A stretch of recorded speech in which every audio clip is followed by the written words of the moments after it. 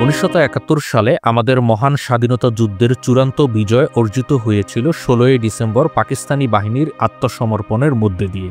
March থেকে December এই 9 মাসের যুদ্ধে পাকিস্তানি সেনারা ক্লান্ত, অবসাদগ্রস্ত হয়ে পড়ে।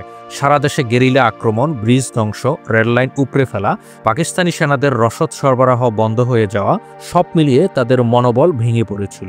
মুক্তিযোদ্ধাদের প্রতিরোধ ক্রমেই শক্তিশালী হচ্ছিল, আর সাধারণ মানুষও দুর্বার আন্দোলনের অংশ হয়ে ওঠে। 1971 সালে 16 ডিসেম্বর সেদিন রেসকোর্স ময়দানে কেন এবং কিভাবে পাকিস্তানি বাহিনী আত্মসমর্পণ করেছিল তা জানব অজানা অধ্যায়ের এই পর্বে। অজানা অধ্যায় চ্যানেলে আপনাকে স্বাগতম। আপনি যদি ইতিহাস সম্পর্কিত ভিডিও পছন্দ করেন তাহলে অজানা অধ্যায়ের চ্যানেলটি সাবস্ক্রাইব করে বেল আইকনে ক্লিক করুন। অজানা অধ্যায়ের ভিডিওগুলো ফেসবুকে দেখে থাকলে আমাদের ফেসবুক পেজ লাইক এবং ফলো করে আমাদের সাথে থাকুন। চলুন শুরু করা যাক।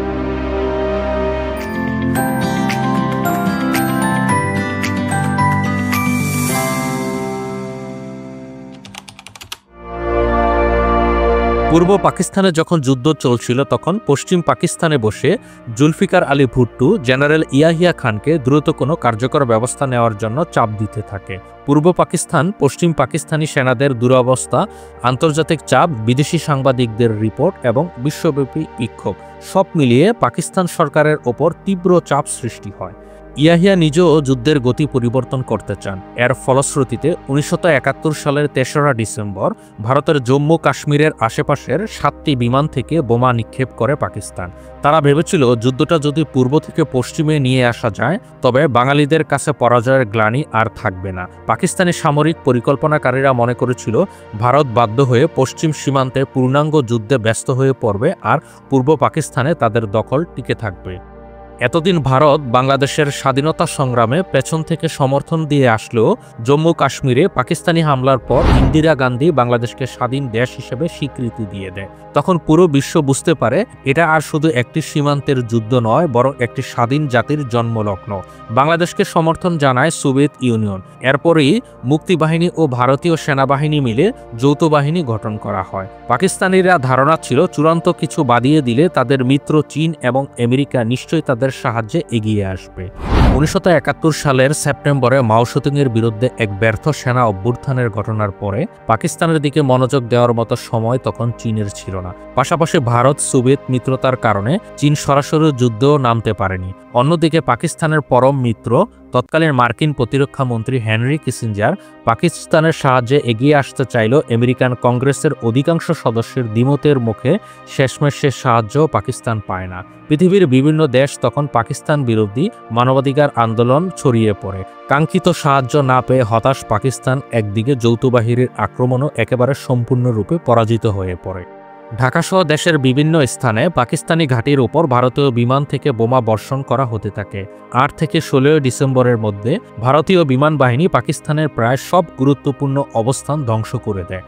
যুদ্ধ পাকিস্তানের নিয়ন্ত্রণের বাইরে চলে গেলে পাকিস্তানি সামরিক উপদেষ্টা জেনারেল রাও ফারমান আলী জেনারেল ইয়াহিয়া খানকে আত্মসমর্পণের প্রস্তাব পাঠায়। তখন পর্যন্ত ইয়াহিয়া আমেরিকার সাহায্যের আশায় আত্মসমর্পণ প্রস্তাব প্রত্যাখ্যান করে, কিন্তু পাকিস্তানি সেনারা তখন পূর্ব পাকিস্তানের খাবার, পানি, গোলাবারুদ, চিকিৎসা সবকিছুর চরম সংকটে পড়ে। অন্যদিকে পাকিস্তানিরা যাতে পালিয়ে যেতে না পারে সেজন্য ঢাকার বিমানবন্দর এবং চট্টগ্রাম ও মংলা সমুদ্র বন্দর ধ্বংস করে দেওয়া হয়। যৌথ বাহিনীর অগ্রযাত্রা ঠেকাতে পাকিস্তানি বাহিনীর সেতু, রাস্তা, গুদাম এবং ধ্বংস করলেও শেষ পর্যন্ত যুদ্ধক্ষেত্র থেকে পালাতে ব্যর্থ হয়। ডিসেম্বরের প্রথম সপ্তাহ থেকে একে একে শত্রুমুক্ত হতে থাকে বাংলাদেশের নানা অঞ্চল। পাকিস্তানি সেনারা যখন দেখে খুলনা, যশোর, ময়মনসিংহ, কুমিল্লা, সিলেট একটির পর একটি অঞ্চল পতন হচ্ছে তখন তারা এক প্রকার কোণঠাসা হয়ে পড়ে। সেনাবাহিনী এক প্রকার কোণঠাসা হয়ে পড়লে আত্মসমর্পণের অনুমোদন দেওয়া ছাড়া ইয়াহিয়ার আর কোনো উপায় থাকে না। আত্মসমর্পণের সিদ্ধান্ত নেওয়ার পরপরই অতি দ্রুত এয়ারপোর্ট মেরামত করে বিপুল পরিমাণ মালামাল, অস্ত্র ও যুদ্ধবিমান পাকিস্তানে পাচার করে তারা। পাশাপাশি পাকিস্তানি সেনারা গোপনে নথিপত্র ধ্বংস করতে থাকে যাতে যুদ্ধ অপরাধের প্রমাণ লুকানোর জন্য। শেষ মুহূর্তে বেপরা হয়ে 14 ডিসেম্বর এদেশের বুদ্ধিজীবীদের ওপর নিষ্ঠুর হত্যাযজ্ঞ চালায় পাক হানাদার বাহিনী। এই হত্যাকাণ্ড ছিল পরিকল্পিত, বাংলাদেশকে মেধাশূন্য করার একটি শেষ প্রচেষ্টা। 1971 সালের 16 ডিসেম্বর রেসকোর্স ময়দানে পাকিস্তান সরকার ও সেনাবাহিনীর পক্ষে উপস্থিত হয় লেফটেন্যান্ট জেনারেল নিয়াজি এবং মুক্তিবাহিনী ও মিত্র বাহিনীর প্রতিনিধিত্ব করে জেনারেল জগজিৎ সিং আরোরা। সেই মুহূর্তে রেসকোর্স ময়দান ছিল লাখো মানুষের স্রোতে ভরা মুক্তির উল্লাস, আবেগ আর কান্নার এক মিলিত দৃশ্য। মুক্তিবাহিনীর সর্বাধিনায়ক জেনারেল এম.এ.জি. ওসমানী তখন সিলেটে অবস্থান করায় তার পক্ষে উপস্থিত থাকেন মুক্তিযুদ্ধের সহ অধিনায়ক এ.কে. খন্দকার। বিকেল 4:31 জেনারেল নিয়াজি আত্মসমর্পণ দলিলে স্বাক্ষর করে তার কোমরের রিভলভারটি জেনারেল অরোরার হাতে সমর্পণ করে।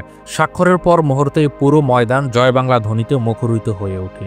বিশ্বের ইতিহাসে এত স্বল্প সময়ে কোনো যুদ্ধ এভাবে শেষ হওয়ার নজির খুব কমই আছে।